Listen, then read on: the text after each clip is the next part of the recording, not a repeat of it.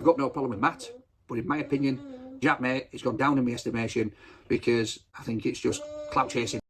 So Danny from Rate My Takeaway has thrown shades at JaackMaate and JaackMate's Happy Hour podcast. After he's asked a question about food review club's Matt appearing as a guest, here's what Danny had to say.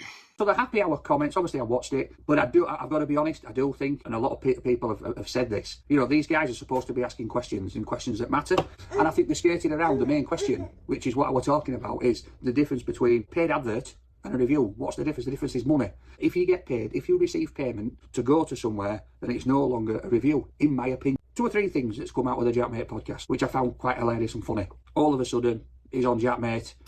Never been on it before. His Facebook popularity and TikTok, you know, for food reviews, is way superior than Rate My Takeaways. So why hasn't he been invited on before? So I think it's a bit of a power play for him and also for JaackMaate to get it, thinking he's going to get a few more clicks. Secondly, right, what I found really funny is Jack kept saying, "Oh, we love your content.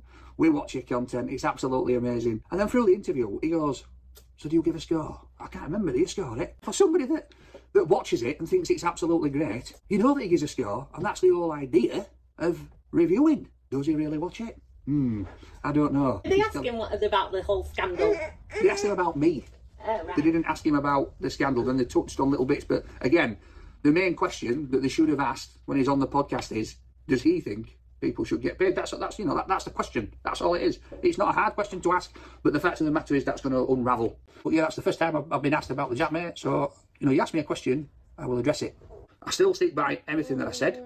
The fact that he's trying to turn it that I've called him a bully and that he's reckoning he's, you know, he's not, I think it's evident. I've got no problem with Matt, but in my opinion, JaackMaate has gone down in my estimation because I think it's just clout chasing. What Jack should have done is he should have bailed me up. Yeah. I could have been sat there with Matt, or he could have got me on phone. I don't think Matt wants that. I don't think he wants the pressure of being sat face to face. The offer, the invitation is still there. If you want to chat about this with me, do you want somebody else to facilitate that? I'm happy with that, as long as it's not JaackMaate, because I think that ship sailed now. He had the opportunity to do that, and the fact that they didn't do it right. Where I think JaackMaate went wrong is he just went on defensive format rather than being impartial. I think they've bottled it. I don't think they've had the balls to go in and do it how they should have done it.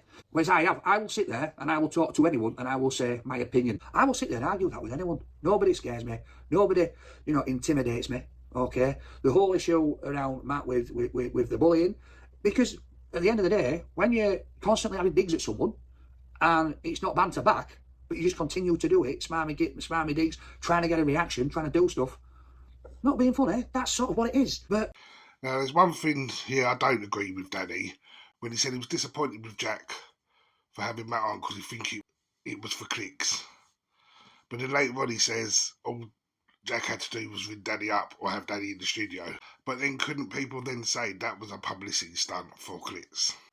And also, to be fair to Jack, we don't know what was discussed about what he was and wasn't allowed to ask. But being a podcast interviewer myself, there is an easy ways around it. All you have to say, not to offend your guest, is what would you say to people that think? And then you can just give the opposite opinion. That way it shows it's not coming from you. And in that way you're then being fair and asking the questions. I also think Danny's just a bit disappointed because he himself has been a guest on JaackMaate and probably felt that Jack was a good interviewer and would have been a bit more diplomatic. But again, like I said, we don't know what the contract agreements are with Jack, as he's got this Spotify deal. And if Spotify are paying for the guests, maybe it's a thing that you don't want to offend your guests, who knows. But anyway, in this situation, who do you think's in the right? Is Danny right in what he was saying, or did Jack do nothing wrong? Let us know your thoughts in the comments, and I'll see you in the next one.